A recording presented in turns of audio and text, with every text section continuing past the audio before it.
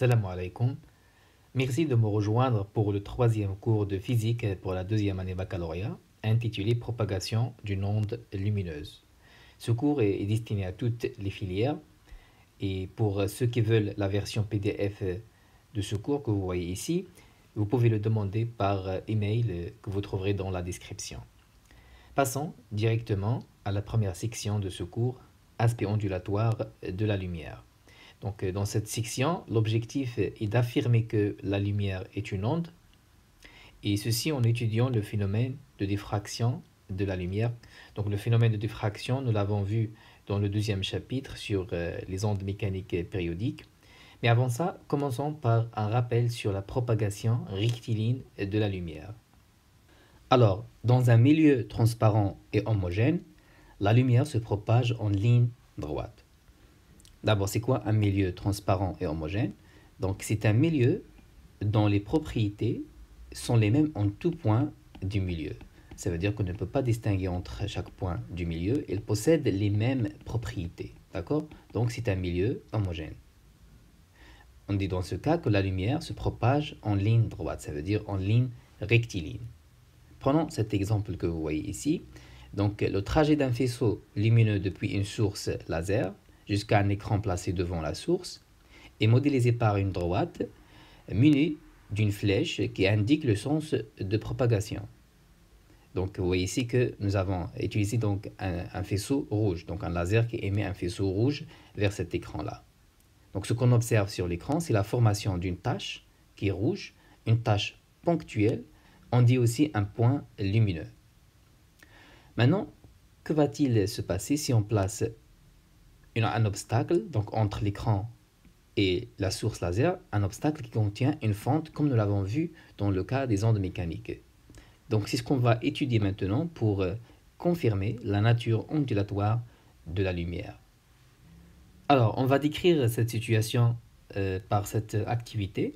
On interpose entre la source laser et l'écran une plaque que vous voyez ici, donc portant une fente verticale, rectangulaire de largeur A, réglable. Ça veut dire qu'on peut contrôler la largeur de cette fente-là.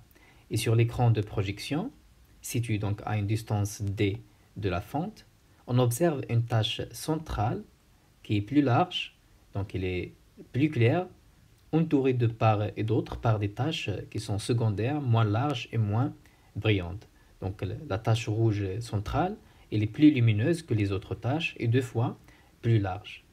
Autrement dit, on observe un étalement de la lumière rouge, donc de la lumière rouge, perpendiculairement à la fente. Et toutes ces taches lumineuses que nous voyons ici, elles sont séparées par des zones d'obscurité. Ça veut dire les zones entre les taches que vous voyez ici, ce sont des zones d'obscurité, ou ce qu'on appelle des franges sombres. D'accord? Alors, que s'est-il passé ici? Donc, ce que nous venons de décrire, c'est que la direction de propagation des rayons lumineux, donc émis par la source laser, a changé, donc elle a changé de direction afin qu'il puisse atteindre des endroits au-delà de l'obstacle. Ce qui est contraire, bien sûr, à ce que nous avons vu ici dans le principe de propagation rectiligne de la lumière. Maintenant, la lumière a changé de direction.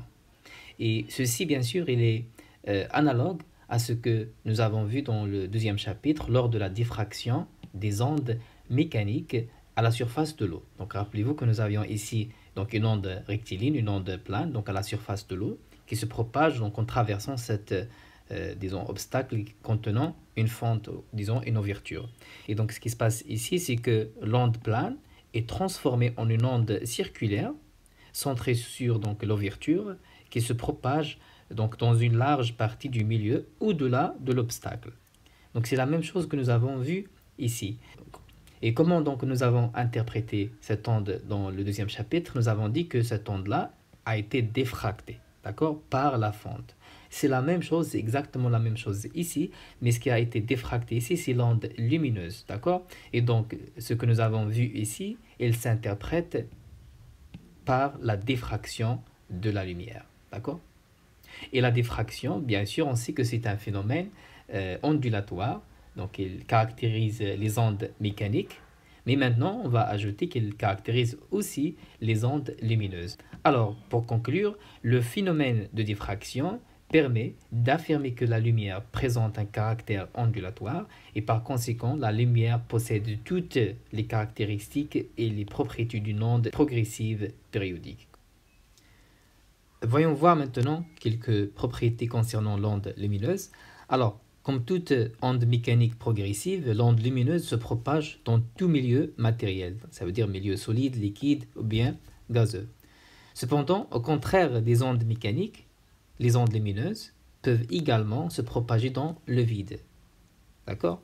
Donc, et les ondes qui se propagent dans le vide, ce sont des ondes électromagnétiques. Donc, on dit que l'onde lumineuse possède les propriétés de propagation d'une onde électromagnétique. Bien sûr, les ondes lumineuses ne sont qu'une partie de ce qu'on appelle les ondes électromagnétiques. Il existe plusieurs domaines qui représentent l'onde électromagnétique. Et la lumière est visible, c'est l'un de ces domaines qu'on va voir donc, dans la troisième partie de ce cours. Et l'onde électromagnétique, c'est une association d'un champ électrostatique, donc un champ électrique, et un champ magnétique, comme le nom l'indique. D'accord? Alors pour conclure cette remarque, la lumière, ce qu'on appelle aussi une radiation lumineuse, est une onde électromagnétique périodique sinusoïdale susceptible de se propager dans le vide et aussi dans un milieu transparent, donc dans un milieu matériel comme l'air, le verre, etc. Une autre remarque, en remplaçant la fente par un obstacle très fin, comme un cheveu par exemple, on obtient les mêmes résultats. Ça veut dire que si je remplace la fente verticale ici par un cheveu, qui est donc placé d'une manière verticale aussi, on va obtenir les mêmes tâches donc sur l'écran d'observation. Une autre remarque, dans le cas d'une fente horizontale, donc ça veut dire que si je remplace la fente verticale ici par une fente qui est horizontale, alors dans ce cas, les rayons sont déviés vers le haut et vers le bas. Donc comme vous voyez sur cette figure-là, nous avons ici une fente qui est horizontale. Et donc dans ce cas, le faisceau lumineux, donc les rayons, donc ils vont dévier vers le haut et vers le bas. Et bien sûr, l'étalement de la lumière rouge est toujours perpendiculaire à la fente.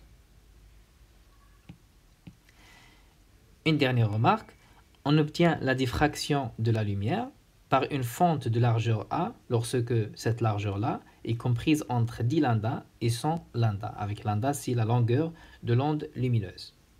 Donc cette relation-là est à retenir, mais on va l'exploiter plus tard dans ce cours. Voyons voir maintenant quelques remarques qui sont des résultats directs des expériences. Alors, la largeur de la tache centrale de diffraction est d'autant plus grande que la fente est plus fine. Ça veut dire que si on diminue la largeur de la fente ici, la largeur de cette tache centrale, elle devient plus grande. D'accord? Donc, on constate expérimentalement que la largeur de cette tache centrale augmente lorsque la largeur de la fente diminue. D'accord? Et on écrit que le phénomène de diffraction dans ce cas est d'autant plus important que la fente est faible. Ça veut dire que lorsqu'on diminue la largeur de la fente, le phénomène de diffraction il devient plus clair. D'accord? Par contre, donc pour une grande ouverture, les faisceaux lumineux se propagent en ligne droite. Ça veut dire que si j'augmente la largeur de cette fente-là, donc il n'y aura pas donc de déviation du faisceau lumineux. Donc il va se propager donc d'une manière rectiligne comme ici. Et donc il n'y aura pas de phénomène de diffraction. D'accord? Donc dans ce cas, il n'y a pas de diffraction. Troisièmement, on constate expérimentalement aussi que la largeur de cette tache centrale augmente si la longueur de l'onde augmente. Donc ceci est à retenir. Alors, si on remplace maintenant la fente rectangulaire que nous avons vue ici par une fente circulaire, par un trou, comme vous voyez ici, dans ce cas, on obtient une tache lumineuse circulaire entourée d'anneaux d'intensité de plus en plus faible. Autrement dit, les rayons lumineux, donc ils sont déviés dans toutes les directions de façon à obtenir une tache centrale très éclairée et entourée d'anneaux pour lesquels la luminosité diminue en s'éloignant donc du centre, comme vous pouvez le voir sur la figure. Donc, dans le cas de cette fente-là qui est circulaire, si on diminue ou on augmente donc la largeur de la fente, qu'est-ce qui se passe? Alors, dans ce cas, on observe que pour une large ouverture, comme vous voyez sur la figure donc à gauche, la diffraction il ne se produit pas. Donc, vous voyez ici que les rayons lumineux donc, ils se propagent en ligne droite. Donc, il n'y a pas de diffraction dans ce cas. Tandis que pour une petite ouverture, on obtient une figure de diffraction. Et donc, la conclusion, c'est la même conclusion que nous avons ici pour la fente rectangulaire. Le phénomène de diffraction est 2 temps plus important que la fente est faible, d'accord? Comme ici. Et pour une grande ouverture, les faisceaux lumineux se propagent en ligne droite et donc il n'y a pas de diffraction. Donc, que ce soit pour une fente qui est rectangulaire ou circulaire, donc la conclusion est la même, d'accord? Donc, on passe maintenant pour l'étude de la diffraction d'un faisceau laser par une fente. Et on commence par définir un paramètre qui est très important dans ce cas, qui est l'écart angulaire θ. Alors, avant de donner la définition, nous allons appeler la largeur L de la tâche centrale la distance entre la première extinction, ça veut dire la première tâche sombre. Rappelez-vous que nous avons appelé ces zones entre les tâches, les zones d'obscurité ou bien les franges sombres. Donc la largeur L de la tâche centrale, c'est la distance entre la première extinction à gauche de la tâche centrale et la première extinction à droite de la tâche centrale. Et donc par définition, on appelle écart angulaire du faisceau diffracté l'angle θ qui est en radian, compris entre le milieu de la tâche centrale et aussi donc la première extinction. Donc vous voyez ici l'angle θ qui est donc l'écart angulaire du faisceau diffracté. Donc pour extraire l'expression de l'angle θ, on va zoomer sur le triangle que vous voyez ici, donc le triangle rectangle de cette figure-là, et on obtient donc ce triangle-là. D'accord? Alors, donc le rayon de la frange centrale, disons de la tâche centrale, le rayon, ça veut dire cette distance-là, c'est L sur 2. Donc c'est la moitié de cette distance-là. Donc c'est le côté opposé de l'angle θ que vous voyez ici. Donc c'est L sur 2. D'accord? Alors, donc d'après le triangle que vous voyez ici, tangente θ, c'est le côté opposé sur le côté adjacent. Donc le côté opposé, c'est L sur 2. Le côté adjacent, c'est D.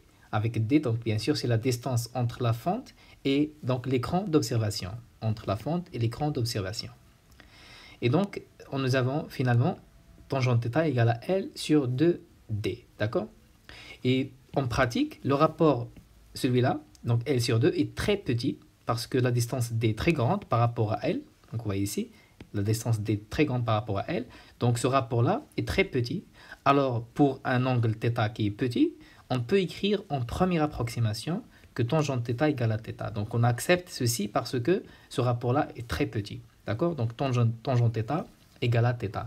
Et donc, finalement, on trouve cette équation-là pour l'angle θ. Donc, θ égale à L sur 2D. Donc, c'est la première équation importante de ce cours-là. C'est une équation à retenir et on va donc l'appeler l'équation 1 pour l'utilisation plus tard. D'accord? Donc, θ égale à L sur 2D. C'est la définition de l'écart angulaire du faisceau diffracté. Pour les unités, bien sûr, l'écart angulaire, θ, c'est un angle, donc c'est en radian. L, la largeur de la tâche centrale, c'est une distance, donc c'est en mètres. Et D, qui est donc la distance entre la fente et l'écran d'observation, c'est une distance, donc c'est en mètres. Remarquez ici que le mètre, donc il va se simplifier avec le mètre. Donc ça veut dire quoi? Ça veut dire que le radian, c'est une unité sans dimension, d'accord? Parce que donc les unités elles vont se simplifier à droite et donc à gauche, nous avons ici le radian qui est une unité sans dimension. Passons maintenant pour établir la relation entre l'écart angulaire θ et la largeur de la fente A. Pour cela, donc, on va considérer une activité. Dans cette activité, on va faire varier la largeur de la fente et on mesure les valeurs de L, donc la largeur de la tâche centrale correspondante. On relève les valeurs calculées dans le tableau que vous voyez ici. Et sachant qu'on a fixé donc D à 2,5 mètres.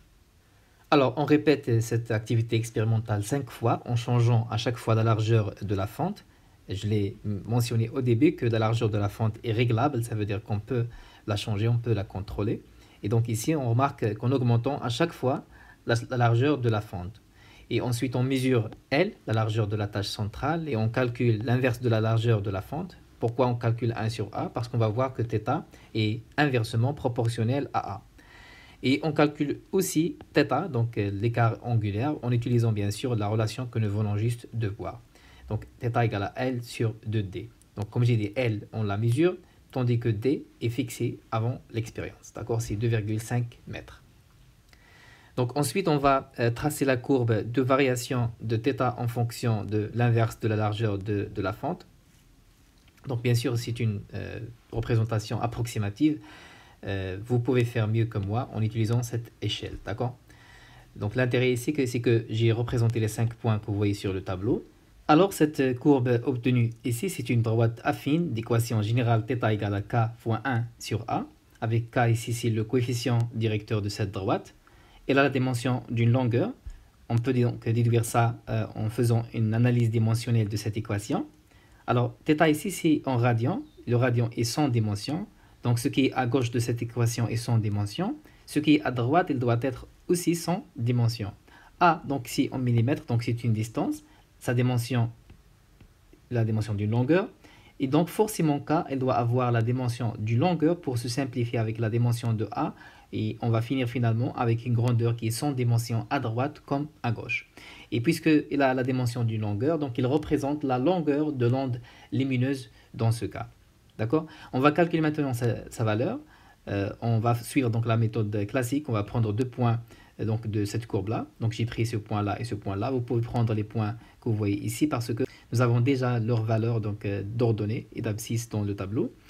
Donc, K, c'est la différence entre les ordonnées des points choisis sur donc, la différence entre les abscisses des points choisis.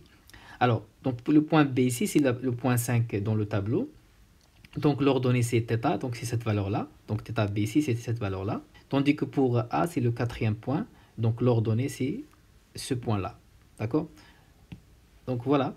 C'est 1,10 à la puissance moins 3, moins 4,10 à la puissance moins 3. Et donc les abscisses, donc ce sont les abscisses correspondantes, d'accord? Ce point-là et ce point-là. Donc 2,5 fois 10 à la puissance 3, moins 8,3 fois 10 à la puissance 3.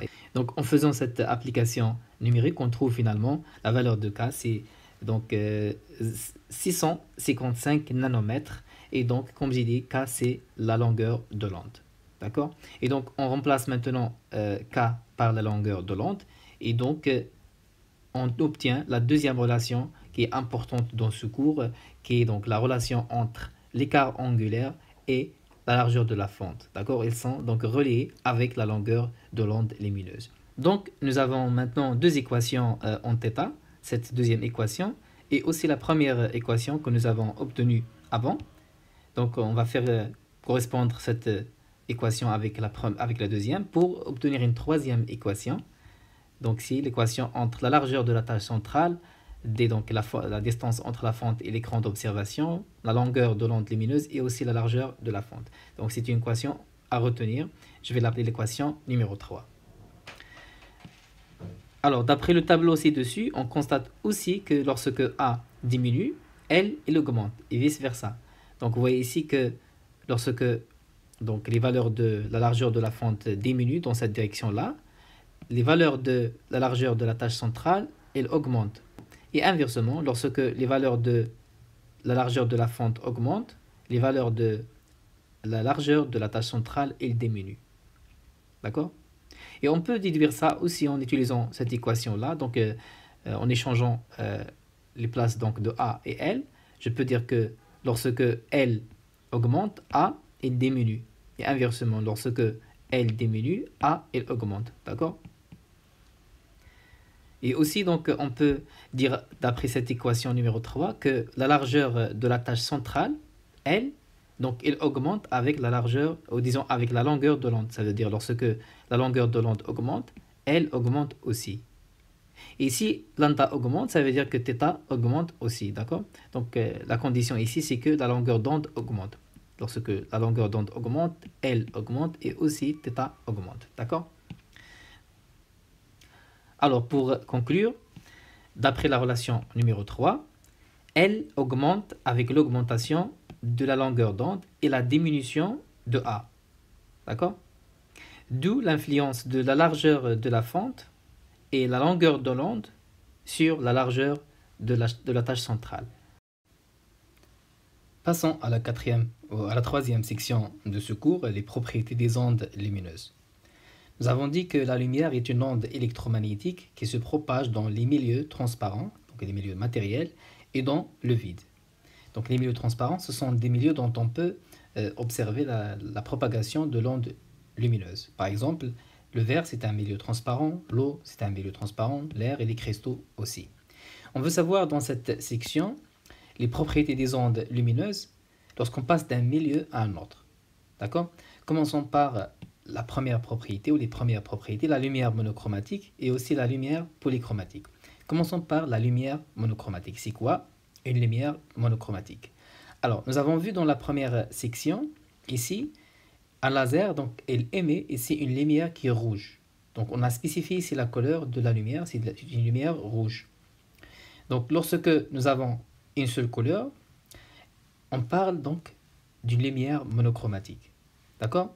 Donc, toute radiation lumineuse ayant une seule couleur est dite monochromatique. Elle est caractérisée par sa fréquence nue qui ne change pas quel que soit le milieu de propagation. Il s'agit par exemple d'une onde lumineuse de fréquence nue dans un milieu d'indice N1 et elle passe à un autre milieu d'indice N2, un autre milieu différent. Donc la fréquence de cette onde lumineuse, elle ne change pas, d'accord? Elle est toujours la même, d'accord? Et la couleur, bien sûr, aussi. Alors cette fréquence est imposée par la source, comme donc la source laser que nous avons vue. Exemple, le laser hélium-néon, donc c'est un laser à gaz parce que l'hélium et le néon ce sont des gaz. Donc elle émet une lumière qui est rouge de fréquence égale à 4,74 fois 10 à la puissance 4 Hz. Donc cette couleur ne change pas, cette fréquence ne change pas. Il y a aussi le laser argon, c'est un laser à gaz aussi, donc c'est l'un des gaz nobles. Donc il émet une lumière qui est verte de fréquence, donc est égale à 5,83 fois 10 à la puissance 4 Hz. Donc cette couleur et la fréquence ne changent pas, quel que soit le milieu de propagation. D'accord? Donc on peut dire finalement que la couleur est déterminée par la fréquence, quel que soit le milieu de propagation.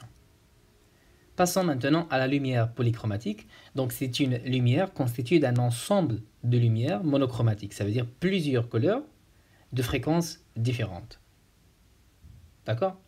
Le mot polychromatique, ça veut dire littéralement plusieurs couleurs. Par exemple, la lumière blanche ou lumière visible, c'est une lumière polychromatique composée de plusieurs radiations monochromatiques. Donc la lumière blanche, elle comporte tous les rayonnements électromagnétiques du spectre visible.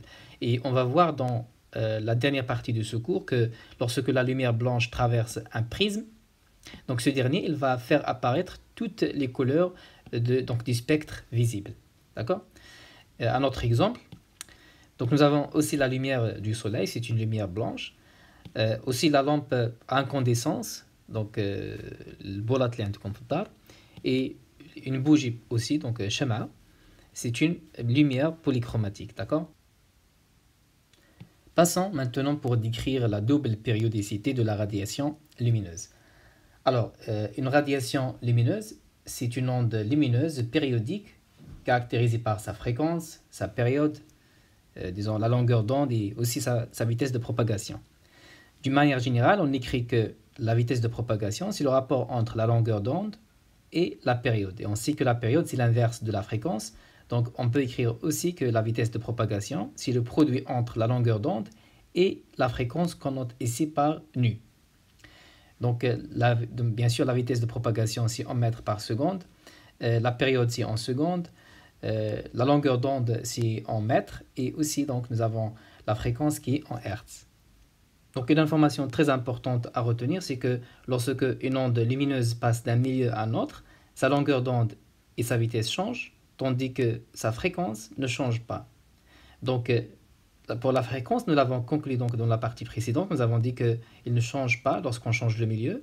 Et on sait que la vitesse de propagation change lorsqu'on change le milieu. Et donc, automatiquement, la longueur d'onde change. D'accord? Donc, toute onde qui est périodique, elle est caractérisée par cette double périodicité. Donc nous avons la périodicité temporelle qui est caractérisée par la période t ou la fréquence nu, telle que donc la fréquence c'est l'inverse de la période, ou bien donc la période c'est l'inverse de la fréquence. Et il ne dépend pas de la nature du milieu de propagation, comme nous l'avons dit. Donc la fréquence ne change pas lorsqu'on change le milieu. Pour la périodicité spatiale, elle est caractérisée par la longueur d'onde qui, elle, dépend de la nature du milieu de propagation. Ça veut dire qu'il change lorsqu'on change le milieu de propagation. D'accord? Bon, je crois que j'ai dépassé 20 minutes, donc je crois que je vais m'arrêter ici. Et pour la prochaine vidéo, on va commencer directement par la célérité de la lumière. Donc je vais partager avec vous donc cette deuxième partie dans 3 ou 4 jours. Salam alaikum wa rahmatullahi wa barakatuh.